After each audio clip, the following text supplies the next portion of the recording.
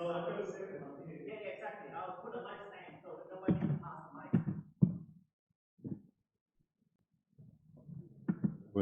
Oh yeah, that's that. It's 57, so we have 3. 1 2 1 2 1 2. Okay.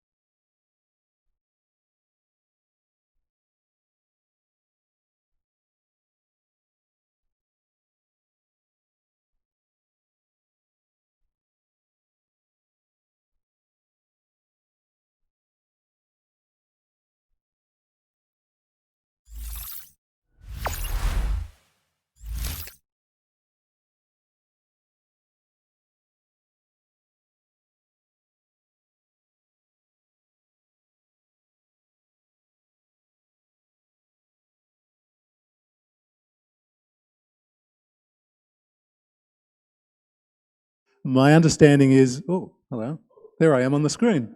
Should I move? Okay, all right, good.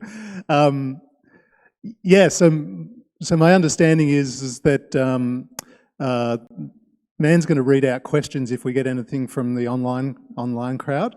And I guess broadly what we'll do is we'll spend 30, 40 minutes with Richard and just talking through some learnings that he's had over time. And then in the final 20, 30 minutes, however it works out, we'll do Q&A as well too. I guess just in the sense that the crowd might be smaller, we'll probably riff.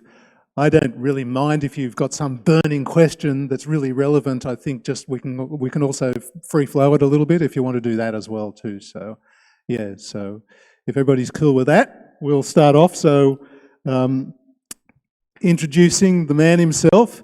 So I had a chance to speak to him a couple of weeks ago and learn a little bit about what he's doing.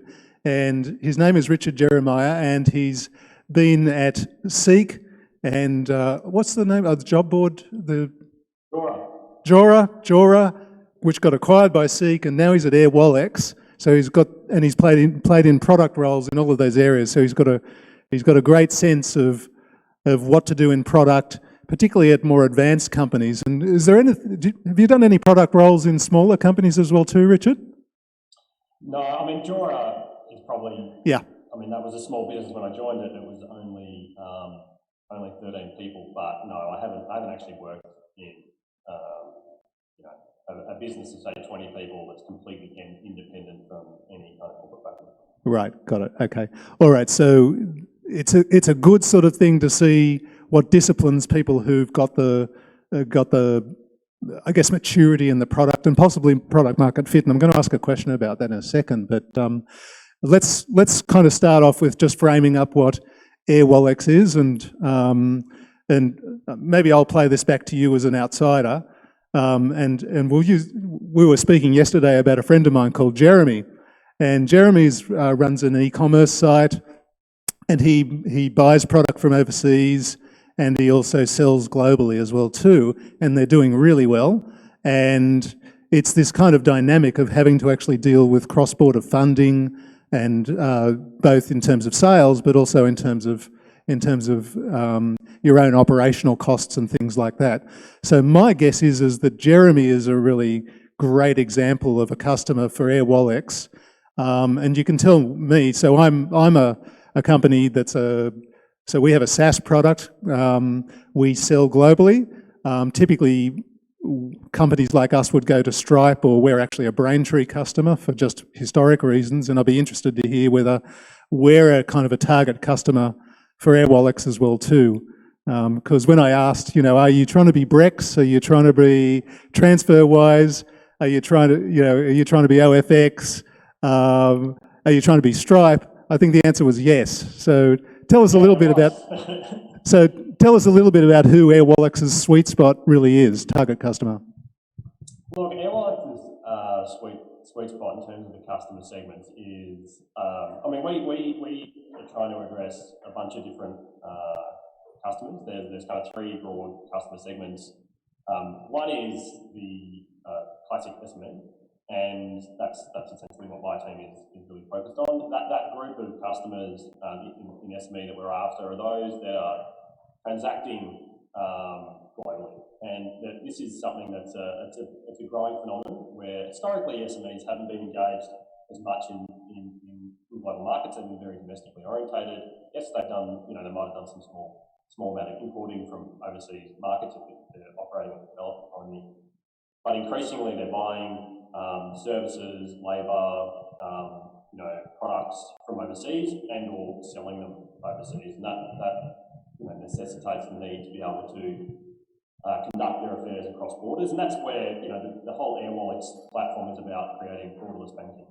So really trying to break down the barriers that exist within, I suppose, the global economy, and particularly the financial system, to be able to interact and transact globally in a way that feels like you're almost doing it domestically. So from an SME perspective, it's those that are transacting globally. You've got a whole bunch of different types of stacks that do that. There's digital agencies. There's a whole bunch of spend that they make and revenue opportunities they have to go across borders. Importers, exporters, e-commerce players. There's kind of a lot of these different industries now where there's global transacting going on. And then we also have essentially the same in enterprise, but enterprise typically is a lot more cross-border. And then the third segment is the scale segment, which is essentially enabling the large companies to build product on top of our platform. Okay.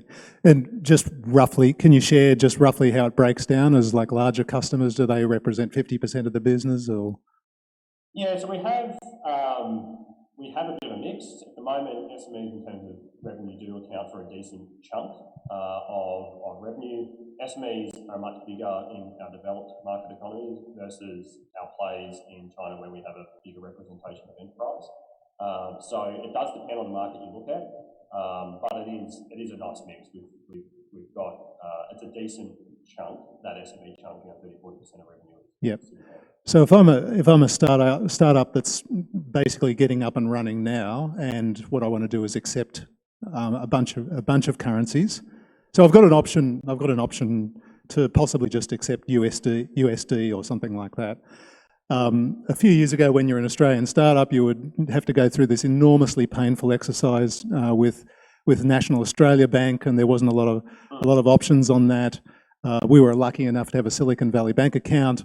We're actually a US company, but the question is then along came Stripe with a product called Atlas, and I think TransferWise has something now.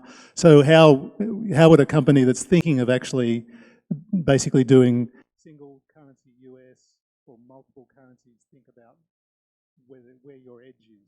What do you think of as the edge in comparison to those other two?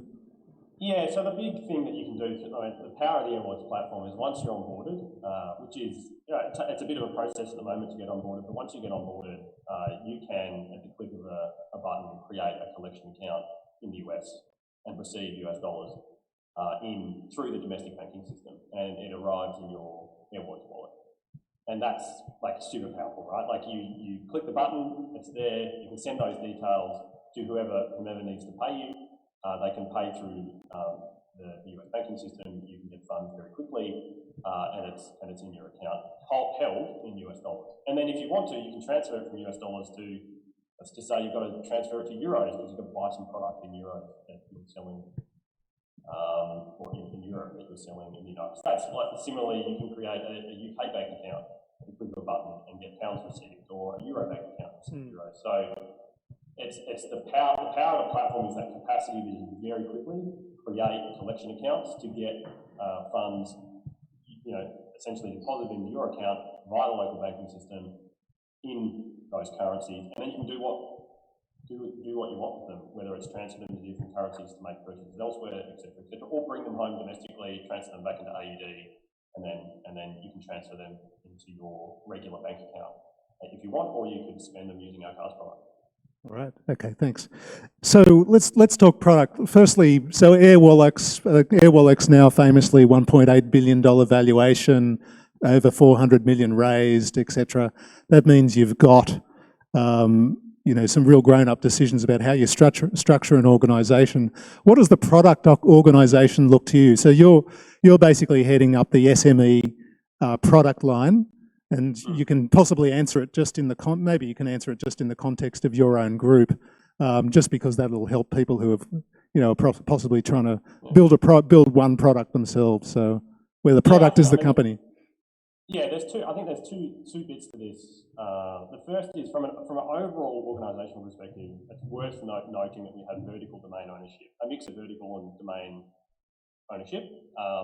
Vertical domain ownership just enables our teams to deliver end-to-end. So that's a vertical domain. What I mean by that is a specific product line. And so that enables those teams to deliver end-to-end. It essentially optimises for speed to market. It obviously comes with a risk of divergence across the experience, but we try and manage that. We do have some horizontal ownership, which is essentially internal teams that provide platform services to the other domain teams. In terms of my team specifically, we're really a specialist experience development team, and the way we're structured is we've got 3 product development squads. One is a mobile app squad, the other 2 are essentially sub-product verticals. And in each of those, there's a PM, there's a designer, there's an eng lead, there's a bunch of engineers to cover the stack. Sorry, what was the last one? So product designer, eng lead, engineering lead, and then a group of engineers that can cover the stack. Right, so that's a squad, and those 3 sit at the front of that. Yeah, so we've got 3 squads, each with those roles in it. And then we also have a group of support people, which is there's some QAs, there's some DevOps people, digital analysts, and we have a person that kind of spans those three squads, a product strategy manager, which that role is really about ensuring that the squads are focused on delivering towards our strategy. Got it, okay. Yeah. All right, and so what's your approach today? So you've been at Airwallex since, was it March or May or? May, since May, yeah. Right, okay, so you've probably found your feet by now, even though you've been stuck at home, because a lot of these guys are in Melbourne, so they've been locked down pretty hard. So that's been probably a challenge getting into the culture. But what's your approach today? Is it how does one squad really work? What's the way you attack things? Is it OKRs? Is it JDBD, jobs to be done? Is it how do you get things into sprints, etc.? Okay, so in terms of how we make decisions and work, OKRs, so quarterly OKRs are used to govern essentially the outcomes that the team is shooting towards. Those OKRs led over to our SME strategy. So we've got our SME strategy we start with. We then develop OKRs on a quarterly basis and an annual basis that we strategy. And then what the team does is identifies the opportunities they think are best placed to move those OKRs, and essentially that then eventually translates, I can go into this in a bit more detail in a bit, but that eventually translates to a bunch of features they want to deliver. We then run a fortnightly cadence, which is essentially about, which includes a bunch of rituals, a planning meeting, a showcase. It's got some weekly planning to segment that up, and daily stand-ups. Okay, so just ritual, is that a product word, or is that an Airwallex word, or is that a Seek word? Just a ritual. I don't know where that's come from. It's a Richard word, is it? Maybe it's a Richard word, but we have these, we have a set of meetings that are essentially drive that fortnightly cadence, and that fortnightly cadence, essentially, when you put a bunch of those together, they're constantly trying to make progress towards those outcomes, those OKRs that we'd agreed at the start of the quarter. Right, okay. All right, and is there one of those particular rituals that actually really matters a lot more than the others? Like which is the one that you must keep or must not miss? Or in terms of the ones that are critical, look, I'm a really big fan of stand-up. I think stand-up's really critical to have that daily check-in, and as part of that, trying to ensure that the team is consistently focusing on the outcomes that we're trying to deliver. It's very, very easy to. My view is that if you're not disciplined around stand-up, it's very, very easy to kind of gradually veer off the path over the course of a fortnight. And if you have a goal at the start of that fortnightly cadence, so you're like at the start of the fortnight, you outline a goal, this is where we want to get to in 2 weeks' time. If you're not reinforcing that on a day-by-day basis, it's very easy to get to the end of the fortnight, kind of look back and go, oops, I'm not where I wanted to go. How did I end up here? So I think so much of what is done in product development it's about collaboration and communication. And so much of it about is just reinforcing the same message all the time. And we can get into this in terms of some of the lessons that I've learned over my career, but it's very, very easy for teams to veer off the path away from outcomes towards output.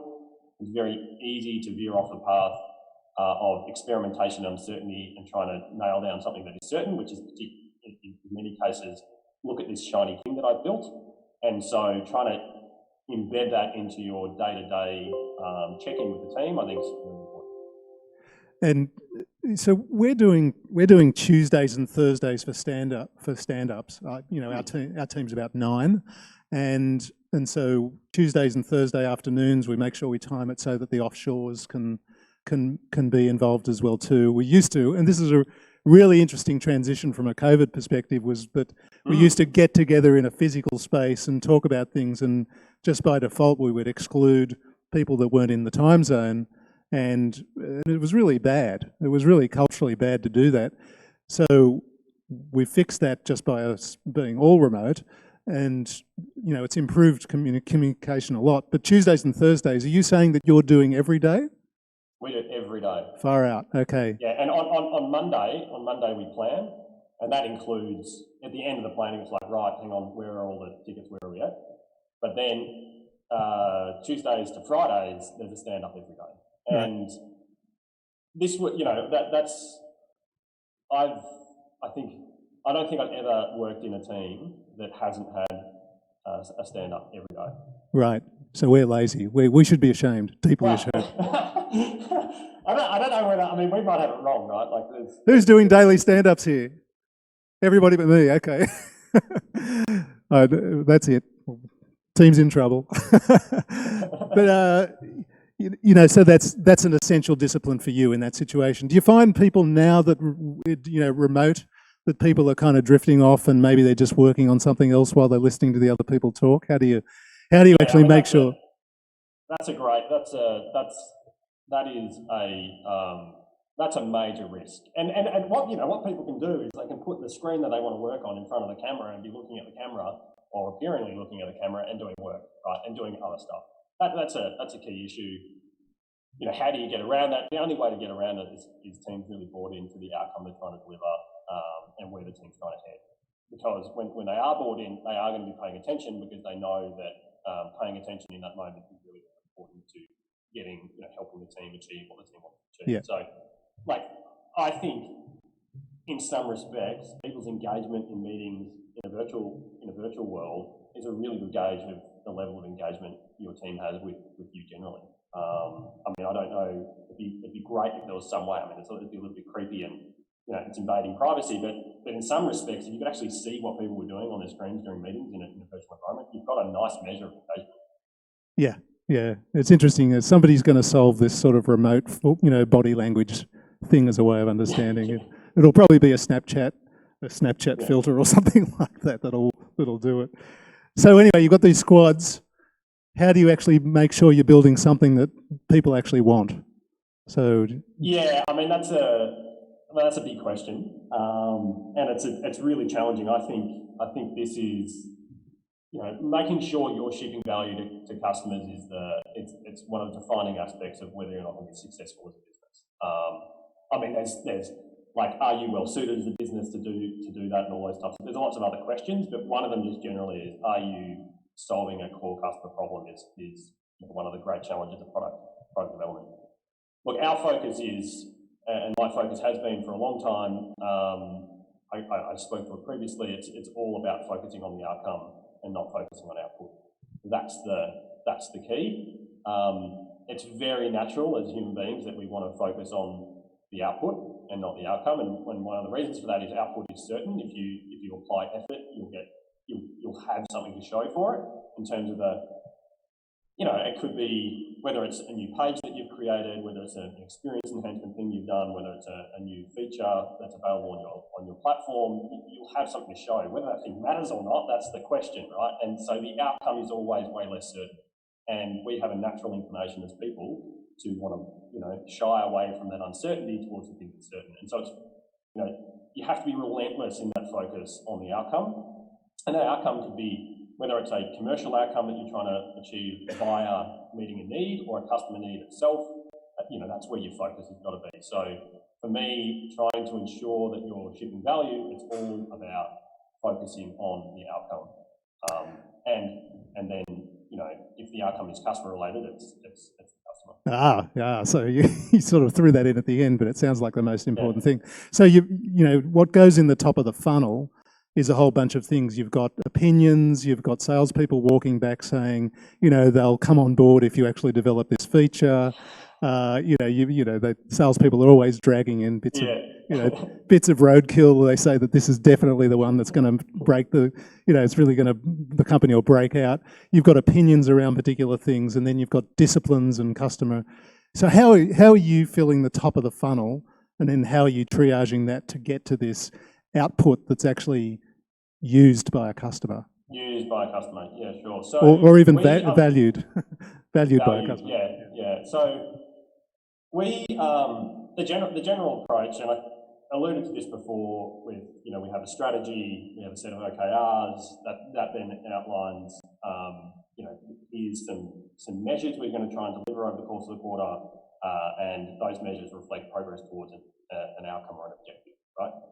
What what we take from there is trying to understand what are the various opportunities there are to better serve the customer in a way that's going to drive that particular key result or that. And getting an understanding of that is all about trying to get under or inside the head of the customer. And there's a lot of ways to do that.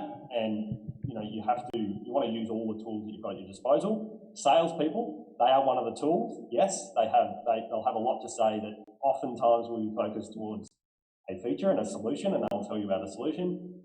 I mean, one of the things is to try and step back from that and say, well, hang on, what's this solution actually trying to achieve, and infer back from that. Some of it is talking to those salespeople or those customer support people and just taking on the journey to say, hey, when you talk to your customers, next time they come up with a solution, can you ask why they want to do that, and actually try and work with your customer support team to drive better customer insights on the why for the customer as opposed to what they want. Because if you ask a customer, what do you want, they'll ask for, classic saying, I want a faster horse, not I want a motor vehicle. So it's about trying to use as many of the avenues that you've got to get customer insight, and that can be talking to customers, watching customers, engaging with the customer support team. As I've said, you can, and in fact, you can do that yourself. You can, one of the things I used to do a little bit at Seek is get onto our Zendesk and start seeing what customers are saying and trying to understand what's going on for them. And again, use your salespeople. They have a lot of insight. They're talking to customers all the time. But what you need to do is you need to bring that back to trying to understand the customer's motivations, trying to understand their needs, trying to map out what their existing experience is. Really immerse yourself in what's going on with the customer before you worry about how am I going to solve that problem with some sort of solution. Okay, so that's a discipline to actually just basically look at it through the lens. And I guess, what are you using, customer interviews for that, or? Yeah, there's a mix. I mean, the way Seek structured it, and the way we're structuring it at Airwallex, the framework we're using is jobs to be done. At Seek, they built out a thing called a mental model, which is a more detailed deep dive than jobs to be done into very individual tasks. And that is essentially, that mental model is essentially a shared understanding of the customer. And what is put against that mental model, the evidence that's used to construct that, customer interviews, customer support insights, experiment data, behavioural data on the platform. Like, it's basically any data point you can get about the customer is used to help build out that shared understanding of how the customer thinks, acts, their motivations, what they're trying to achieve, etc., etc. So is a mental model an intersection of demographics / personas and job to be done? Is it kind of those two things?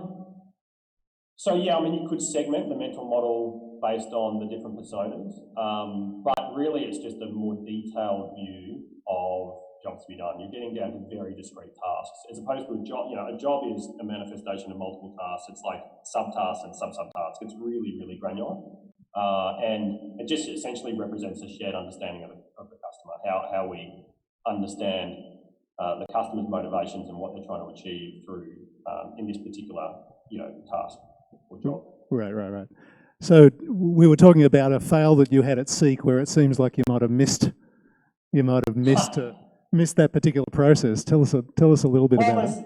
Yeah, there's a few. Oh, probably more than a few actually. There's probably a lot. But one you can talk about. Yeah, one that was really interesting was around, and I think the example I'm going to use is a really interesting one because there's a bunch of lessons learned that come out of it. One is that we made some assumptions we probably shouldn't have. The other is how organisations handle failure. So we can get to that in a sec. This one was around site speed. So both Seek and Jora. Let me just clarify. So site speed, so the responsiveness of the site to when a user visits or does something in particular. Yep. Yeah, so in particular, the speed at which, or one of the metrics we used was time to first paint. So this is essentially when the site loads, the first time you see something painted on the screen, right? Not something that renders on the screen. And this is kind of borrowing from that famous Amazon study of time is money in terms of site speed equals dollars. Yeah. Exactly, but in this instance, both Seek and Jora, they generate quite a bit of traffic from Google.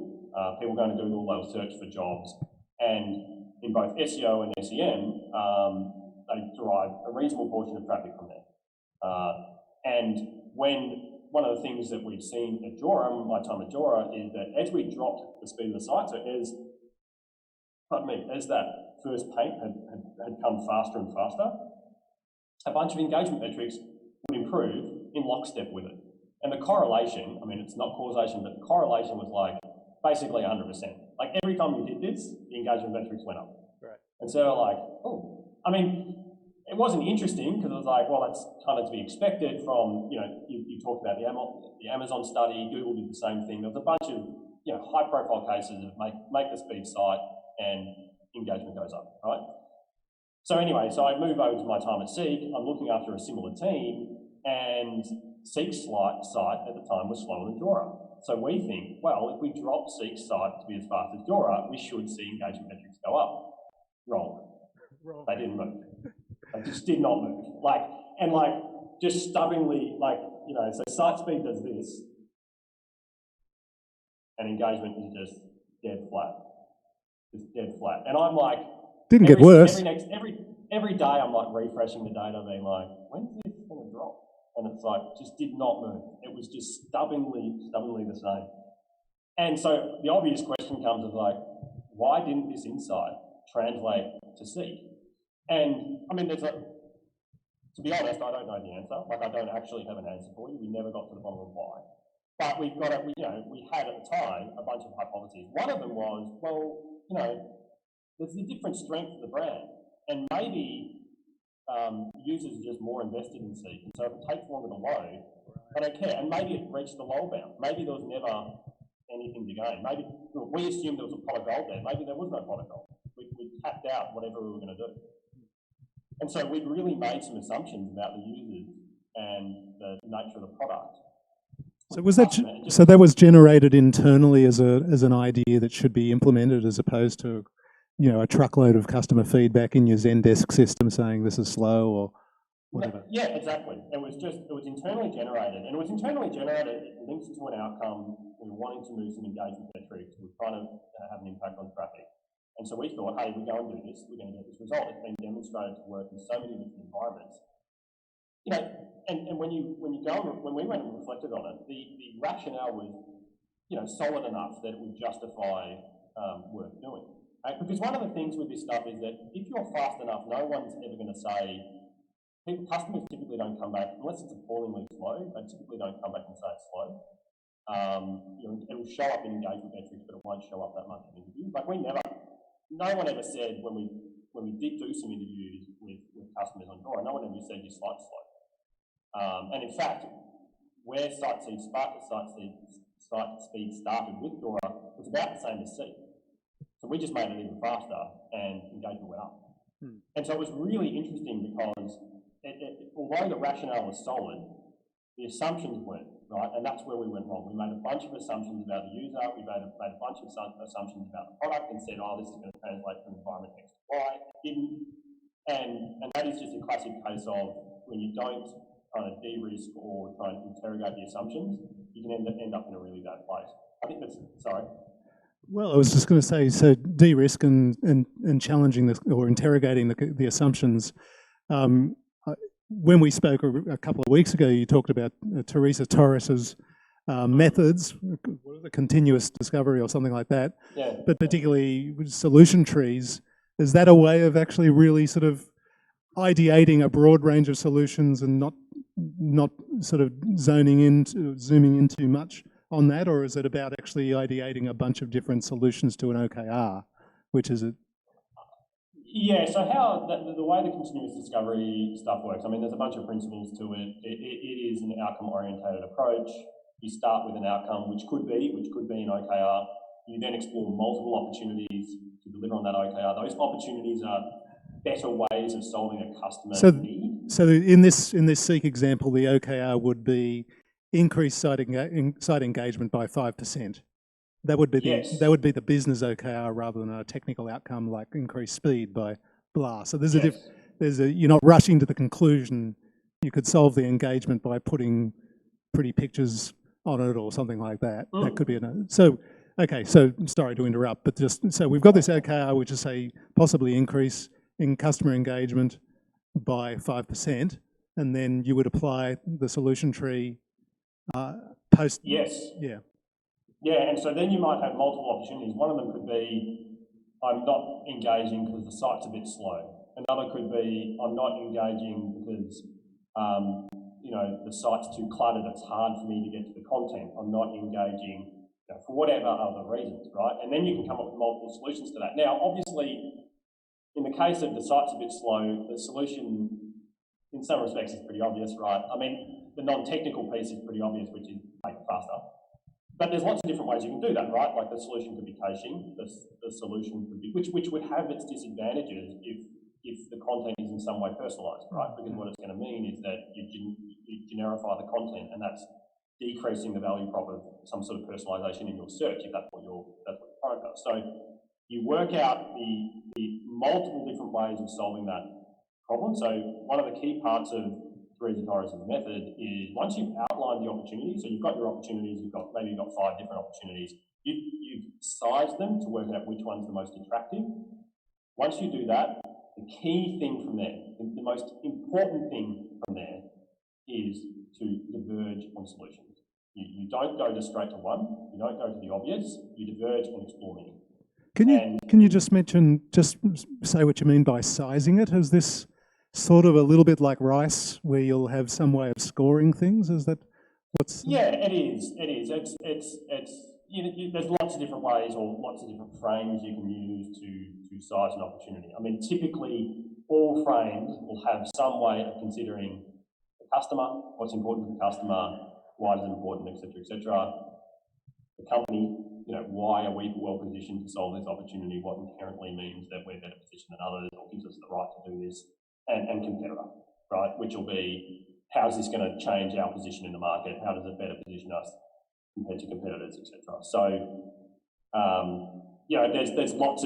there's lots of different dimensions inside each of those, and most frames that companies, everyone will have their own frame, but typically what it'll do is cover those 3 buckets. And so you'll size it in some way around how does it meet against those, solving that particular problem or taking advantage of that particular opportunity, and then once you've agreed it, then it's into that solution side of it. Because I'm thinking about a solution, you've got a scenario where normally a product team comes together, and it might be that the front end person says, oh, it's a back end problem, and the back end person says it's a front end problem, and then somebody else says it's a design problem, and so on and so forth. So you allow all of those things to be on the table. All of those particular things can be kind of like diverged into a bunch of different competing opportunities, and then you make you make some bets there, you make some small experiments. Yeah, or you do on a solution. But first, just back to the opportunities. The opportunities are always framed in terms of a customer problem, right? It's about, like I said before, it's like, I don't engage because it takes too long to load the site. On mobile, it might be just mobile only. I don't engage because it's hard to get to the content. I don't engage because you don't have all the content that I want. There'll be a bunch of, they're all framed from a customer perspective. The solution is then, how are we as a business going to solve that? And yes, you're right. You might get people saying, well, the solution to this problem is some sort of tweaking of or change in the UX, or it might be something to do with the back-end service. And so, yeah, you've got a lot of different views. And that's actually, one of the key parts of the Theresa Torres method is you want to engage the whole team, because everyone's going to have a different lens on how to solve this problem. So you want your back-end engineers, you want your architect, you want your front-end engineer, you want your designer, you want your PM, you want your digital analyst to be involved in that process, because they're all going to have a different way of coming at the problem. And that's great, because then you get divergence in solutions. And then, as you said, you then want to go through and do some sort of rapid validation and kind of culling of that solution set until you get down to 1 or 2 things that you think are worth testing. Rapid validation. So rapid validation without writing code. Are you doing any of that sort of stuff these days? Like, the sort of the standard sort of like lean startup-y thing is a landing page that just captures an email or something like that. Front door test or something like that. Yeah. So we're not doing as much of that stuff at the moment. I mean, in terms of rapid validation, some of it is just prototypes, putting them in front of customers. Some of it can just be through thought, right? So one of the key parts of this is mapping out the assumptions you have of how a user might want to get a problem solved. And so if we go back to that example of site speed, if we mapped out the assumptions of the customer, one of the things that would probably have fallen out of that is, do we think the users are the same? Do we think they're at the level of investment or motivation when they click on a Jura link versus a Seek link from Google? Do we think that's the same? And we probably would have said no. And then when we said no, we're like, well, what implication do we think this would have? Well, it probably isn't going to move the dial as much on Seek as it would on Jura. Okay, do we still want to invest in this? We never went through that process. And so it's super important. Part of just validation is, hey, if we map out our assumptions here, does this even stack up? And sometimes you can just eliminate, before you've even touched code and thought about the designer doing prototype in Envision or whatever they're using, before you do any of that, you can say, actually, I don't think this thing's going to work because this assumption doesn't stack up, or this thing just doesn't meet that assumption. There's no way that that's going to work. Right. But at least you've been through the process. Yeah. So given that you didn't do that, you went and implemented no change. Was there a lot of reflective, sort of navel gazing, or like was it a high profile fail enough to sort of like actually say how can we learn from this and change? Oh, yeah, absolutely. There was a lot of questions asked, and I had a senior person at the time come up to me and say, "How did we get this wrong, Rich? I want to know, why did we do this? It looks like we shouldn't have done it," and blah blah blah blah. There was lots of hand wringing, and we should, like, what happened here, and we've spent lots of time on this, and blah blah blah. So yeah, it was definitely high profile enough for us to reflect on. And yeah, I spent plenty of time trying to work out what the hell went on. And as I said, I've given you one hypothesis. There's plenty of others about why it didn't work. I think the two insights that came from this for me was that everything we'd done a lot of right, which was staying outcome orientated, working our way down. It's just the assumption piece was probably executed, was executed poorly. Whether that's the reason that it didn't work, I'll never know because I don't know the full reasons for why it didn't work. No one does. But we definitely looked at that and thought, hey, we've probably executed 70, 80% here, but there's still 20% that we haven't done, and we just haven't obsessed enough about the customer and the assumptions we're making about them and how they work. And if we had, we probably would have done better. The other thing that was really interesting is just how much organisations find it difficult to handle uncertainty and accept failure. Like, it's just a really hard thing to do. Sorry, the sound was a bit wobbly there. Did you say how much an organisation has difficulty accepting failure? Is that what you're saying? Yeah. That it is, organisations, and I spoke about it before, people very naturally want to gravitate to certainty and output. Right. And when you're dealing with outcomes, it comes with uncertainty because it's highly likely that when you do something, it's not going to work the way you want it to. And the reason is because, like everyone in your community is doing this, we're all doing this, we're innovating, we're doing things that haven't been done before. And so it's like there's a decent chance it's not going to work out. And trying to keep the broader organisation, leaders that are under lots of pressure, and I can imagine it for those in your community that are very early stage, there's a lot of pressure to try and deliver some value because that small little startup's success depends on it. But unfortunately, that's in innovation and tech, that's how things go, right? There's a decent chance it's not going to work. And so it's trying to keep that attitude, stay humble, stay detached and not get too emotionally invested, understand that you're going to have these frequent cycles of failure and you've got to learn from them. That's actually quite hard to maintain. Right. I never heard Steve Jobs say stay humble. He said stay hungry, but I never heard stay... But you think definitely stay humble is, just basically listening to the customers rather than your own internal dialogue about the fix. Yeah, stop presuming that you can just intuit what the customer wants all the time. And that's that point's an interesting point because Jobs is a classic example of someone who really leaned on his intuition a lot, right? And he ended up being super successful because of it. But I think his intuition was an intuition about deep customer needs and motivations. For those people that have that intuition, sure, lean into it. But I think you want to question whether your intuition is a reflection of your deep understanding of other people, or does it reflect more of an understanding about yourself? Yeah, If right. you're just projecting from your own perspective, you're definitely setting yourself up most likely for a lot of failure.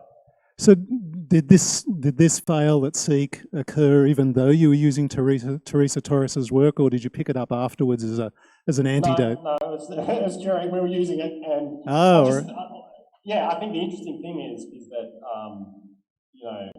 it highlighted to me that 60, 70%, 80% execution, whatever we wanted to rate ourselves, wasn't good enough.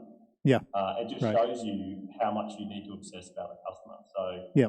A very humbling moment, because I'm very happy to say that if someone had asked me, is this going to work, I would have been like, certain, 100% it's going to work. No way it won't, right? And it did not move the metric at all. Cool. So it was complete failure. Right. We like complete fails. You learn. So I might pause there and just check. Is there any questions from online at all, man? Not at the moment. Okay. No question from online. So everyone listening online, feel free to drop your question into the chat box. I shall turn on that mic so venue audience can walk up to the mic and ask your question. How about that? Yeah, sure. Is there anybody here got any scintillating questions? Yeah, so up you come. And this bloke over here, I knocked him out on the last. You had your hand up on the last one, so special preference to you if you've got. Oh, he's up. There you go. That didn't take much. Hey Richard, hi David. Thanks a lot. Presentation, very good. Should I just go up? I think I'm too tall. Wait, maybe I can. No. Just speak into the mic. You are too tall. Yeah, thanks. I am. Yeah. Okay. So yeah, great presentation. Thank you. One of the questions would be related to the what customers want and how you decide what to build. Because from my experience, the worst thing that we have done in my company is that we listen to our customer and we build exactly what they wanted. So I'm working in a taxation software, and we're like, okay, we need to hear to our customers. We need to build something that they want, like 100%. And then it appeared to be that it was a complete disaster. So as you said with the Steve Jobs, like if Steve Jobs would actually listen for all of his customers, the iPhone would be like BlackBerry-like brick with the infrared, with the Bluetooth, with a small screen. Yeah. How do you know when to rely on your intuition? When you know, okay, like I know my customers, but I want to give them something that they will understand, they will love after that. Great. Okay, Yeah, terrific question. So again, Richard mentioned this one particular scenario before, that if Henry Ford had asked customers what they would have wanted faster horses. Instead, cars was the answer. And so there's that leap of intuition, which is the entrepreneur's job. So Richard, I presume you heard the question as well too? Yeah. Yeah. No, I mean it's a really interesting point, and this is the challenge of product management. What I can say is, if you project from your own experience, you're likely to, unless you're, some entrepreneurs. I'll just go back a step. Some entrepreneurs are fantastic because they end up going to solve a problem that they experience, right? In fact, many an entrepreneur is inspired to start their business because of the issue that they face. And that's the case at Airwallex with Jack and his team. Why did they start the Airwallex business? Well, because they had a cafe that they'd opened. They were trying to import some inputs from China, and it was a freaking nightmare. And so he was just like, this has got to be easier. Like this, transacting cross borders has got to be easier. I'm going to start this business, and hence Airwallex was born. So I think, for a lot of entrepreneurs, they are the customer, and as a consequence, they're really well positioned to come up with a solution. When it comes to more broadly, when you're trying to solve a problem for a bigger customer segment or a group of people that isn't necessarily reflective of you, you've got to be really careful not to project. And what Jobs was exceptional at doing is really understanding the deep motivations, the deep needs of customers. They weren't, if you go and ask a customer what they want, you're at risk of the faster horse answer, but also the say-do gap, which is they say, oh, I'll do X, Y, Z, and then when you go and build it, they go and do A, B, C, which is just not at all aligned with X, Y, Z, and so the product doesn't work. Mm-hmm. So when I mean talking to customers, you're not asking a customer, what do you want? When I mean talking to customers, a lot of times you'll be watching what they do. You'll be trying to understand what it is for them that is most important. What are they optimizing for? Is it time? Is it confidence? Is it being informed? Is it transparency? These are the types of things you're trying to not understand, not what type of interface do you want. Would you be comfortable swiping on a phone? It's like, do you want a screen that you can interact with? You're not asking that stuff. If you can shrink time, if you can boost confidence, if you can increase transparency, whatever these things are that essentially will connect to a fundamental human need, then your solution will work. But you have to be really, really clear about that end motivation, that end desire, that end need that you're shooting towards, and that's what you're trying to get a deeper understanding of. You're not asking them. Like I said, if I make a touchscreen phone, are you going to use it? They'll be like, oh, I don't know. I'm not really too sure I want that. They'll give you weird answers about stuff. So yeah, that's probably that's how I think about it. I've got a couple of things just that I've learnt along the way. So there's a guy by the name of Mick Lebinskas. He's the founder of Pollenizer. He's very well known in the Sydney and Australian startup scene, and he said that you should always be challenging. Can you basically deliver 10x on their expectations? Is this 10x better than what they're doing today? Otherwise, it's not worth doing. So that's one thing. The second qualifier for that is, would somebody walk over broken glass to get this? And so that's, so again, as Richard was saying, don't ask them, about the product. The product as it is. It's go back to them with, after you've ideated, go back to them with something that's bold or something that's a game changer in that sense, and say, would this be worthwhile? Sorry, would this be so worthwhile you would walk over broken glass for it in that sense? So it's there's a couple of things like that. The third thing was my friend Natasha Rawlings. She came out of marketing. Sorry, it's not called marketing. It's data marketing anyway, and really it's about large scale understanding of what people are doing, and everything from her career said never believe anything anybody says. So it's not what they say, but it's what they do, which is it's a glib thing, but actually statistically it bears out, and so there's a bunch of things like that. But yeah, thanks for the question. So I think we had another question here, did we? From that handsome gentleman over there.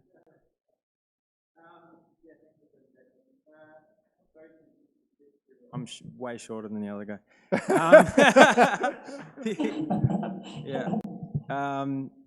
Yeah. In terms of, could you break down a little bit what your Monday planning meeting looks like? So spend 5 minutes on this, 5 minutes on that, 5 minutes on this, and then in comparison to a stand-up, really break it down for us, if you wouldn't mind. Yeah, great question. Yeah, sure.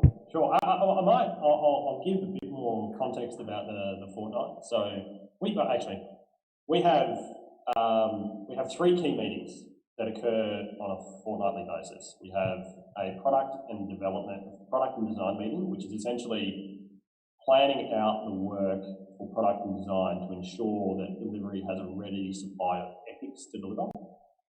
We have a delivery planning meeting, which is essentially taking epics and breaking them down into stories, which means that we have a supply of work that can be easily actioned by the engineering group on a week-to-week basis. And then our planning meeting, our weekly planning meeting, is essentially taking those stories.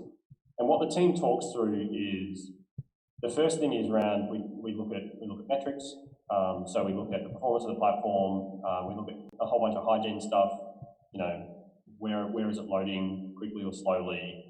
How's our uptime, deployability? So we look at a bunch of health things that essentially say, hey, are we protecting the existing value we deliver today, and are there any issues there? And from that can come, oh, geez, that's gone into the yellow or the red. We need to really double down and do some work on our availability, or we need to, that's starting, our response times are starting to creep up. We need to do something about that. We then look at essentially the objectives that we're trying to shoot towards, and just essentially reconfirm those. So it's like, hey guys, this is what we're focused on at the moment. And then the next part of the meeting is, and so, to go back to timeframes, the metric stuff can take 5 to 10 minutes depending on whether there's anything material in there. Sometimes it's literally like everyone, the dashboard comes up and it's like green, cool, move on. No, nothing to see here. When we talk about, again, there's kind of 5 minutes on talking about what we're focused on and the objectives, because that's, pretty similar thing every single week. So, you don't have to dive too deep into that, but sometimes there's some questions that come up. And then we start talking through, okay, well, what did we do last week and what would we like to try and achieve this week? And what's our goal for the week? What are we trying to get through for the week? What would we be happy with when we get to the end of the week? We turn around and say, hey, we're pretty happy with our accomplishment this week. And we start essentially talking through what we think we can deliver in the week, and then the next stage, and that can be anything from like that can take anything between 5 and 30 minutes, depending on, there can be a lot of debate about what's achievable in a week. And then we essentially go through the stories that need to be delivered in that time, and make sure that everything is ready to move forward. Are there any blockers? Is there any work that's not been defined, etc., so that we feel like that for the rest of the week we're unblocked, and like everything that can be anticipated has been. Things come up during the week. I mean, I'm sure you're all aware of that it's an unpredictable course, this product development game, and so, but you just try and make sure that what can be anticipated has been, that all the blockers are out of the way, so the team can just run through the week and smash it out. And typically, one other part of the process, that happens early on is there any major issues that have come up over the last week or so that need to get addressed? So that could have been raised through customer support or bugs or issues that we've become aware of. So, sorry, I should have said that up front. So there's metrics, there's bugs and issues. You can see that I don't run this meeting because I can't remember the agenda 100%. There's the metrics, the bugs and issues, a recap of what we're trying to achieve, outlining a goal for the week, and then essentially prioritising the tickets to deliver that'll deliver on the goal of the week, and any of those bugs or issues need to be addressed during the week. All right, cool. Is it?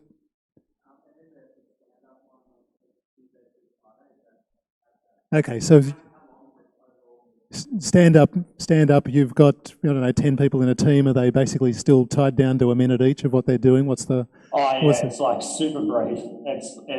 We actually just go through the board and of things that are in play.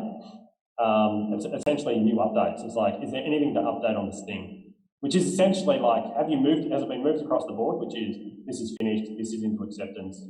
I've just picked this up, and it's like, are there any blockers to move this? Oh, so this is interesting. So are you saying your stand-up is sprint focused rather than person focused? Like, maybe I wouldn't have anything to say in a meeting because I haven't. Yeah. Okay. That's correct. Yeah. And I haven't, by the way, the work that I've done a mix. So I've had a mix of focuses historically I've run it a lot of different ways and have done it when it's been person focused, done it when it's been task focused, kind of horses for courses. And crudely, is that a 15-minute meeting or? Yeah, it's 15 minutes. However, we are trying to add some, I feel like not disclosing this because if any of my team is watching it. There's nobody here but us on the internet, so go ahead. Yeah, I know, it's like they'll know what we're doing, but we are actually trying to lengthen those out because one of the things I've found, I don't know if others have experienced this, and maybe it's just a Melbourne thing because we're all so remote at the moment, but so much of our work has just become work focused and there's very little personal, just all conversation is work focused and there's not much kind of personal banter going on. And people as they dive from kind of Zoom meeting to Zoom meeting. So we're actually trying to lengthen them out, not because we want to cover any more stand-up content. We're trying to keep that to at most 15 minutes, but sometimes at 10, sometimes at 5. We're actually just trying to have a bit more fun in that meeting and just chat. Yeah. I was actually going to ask you that. We're running out of time, but I was going to ask the question: what's your best soft skill suggestion for product managers? Because there is just so many hats you're dealing with developers, you're dealing with designers, you're dealing with salespeople. What is there anything that really stands out? Is there a superpower that you've got to have? Oh, geez, talk about asking me that. That's a very difficult question to answer. I think so. Tactically, like the sort of thing that I think it's really important as a product manager to be doing, and particularly if you're a bit more senior, is you got to get to know what's going on the ground for your frontline people. So I have one-on-ones with my PMs, my team directly every week, but every second week for other people, in particular some of the designers and some of our QAs, I also have a one-on-one with them because I just want to understand what's going on for them, how they going, how do they feel the team's working, what are some of the challenges they're facing? And so as a leader, I try and spend quite a bit of time outside my function, just understanding what people are up to, gathering context, understanding their world, and then giving them context. Because a lot of the time, it can be difficult to provide. You can try and provide all the context to everyone all the time, but it can often be very inefficient. So I like to spend some time with these people one-on-one so I can answer specific questions and provide them with context that for me to sit everybody down and do would only help 5 of the 15 people. The other 10 people would be like, yeah, I'm across that, I don't need to do this. So tactically, I'd say just really trying to look after and listen to those people in your team that are doing all the good work for you. Yeah. I think more strategically, as a PM, I just say this as a business leader generally.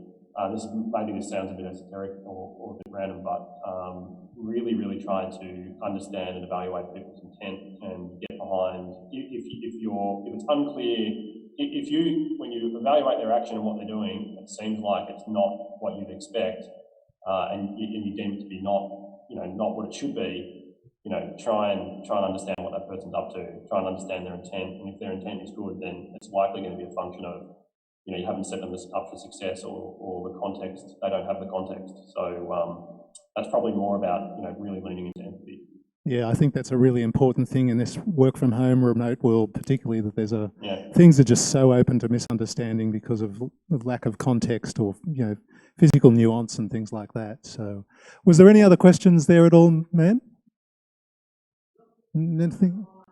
Okay, all right. So we're nudging up against time. So you guys are hiring. You've got this truckload of cash. You should have it sort of spilling out of your jacket or something like that. So what are you looking for at Airwallex in terms of hiring at the moment? What are the open recs you've got? So we have a lot of open roles. In my team in particular, we've got, in the broader team that I work in, I think we've got 18 open roles. We have, I don't know how many open roles across the business, but it's heaps. The types of roles, everything basically. So it's like, I want everything. So it's product managers, it's product designers, engineers at all levels of seniority. So whether it's like kind of engineering manager, engineering lead, staff engineer, back end, front end, DevOps. What else are we looking for? Digital analysts. So quite diverse. And then if you went through the broader organisation, there's commercial people, growth people, customer support people, compliance people, legal people, like all the functions. Right. So it's a lot. But so if anyone here knows anyone who might be interested, please direct them to the Airwallex site and the career section, because we're aggressively hiring. And as you said, David, we're very well funded, and hence we've got lots of people to hire, so we can do lots of cool stuff. Okay, so it's the careers section of the Airwallex site is where people can go. So that sounds pretty good. I might go there myself. Just check the cash situation. All right. Okay. Well, that's great. It's been fantastic to have you on, Richard. Really appreciate it. And I could have gone a lot deeper on some of those questions, particularly to do with Airwallex, because it's like really interesting. You've probably got product market fit in some areas, and you're probably still figuring a lot of stuff out in other areas, and that would have been a great thing to do. So it'd be terrific to have you back at some stage and drill into that a little bit more if you're open to it. Yeah, for sure. And it's been an absolute pleasure. Thanks so much for having me on. It's been great. Thanks, Richard. Take care and good luck down in Melbourne. Hope they'll let you outside soon. Yeah, I hope so. Okay, ciao for now. And thanks everybody for coming. Ciao. Thanks, folks. I don't know what.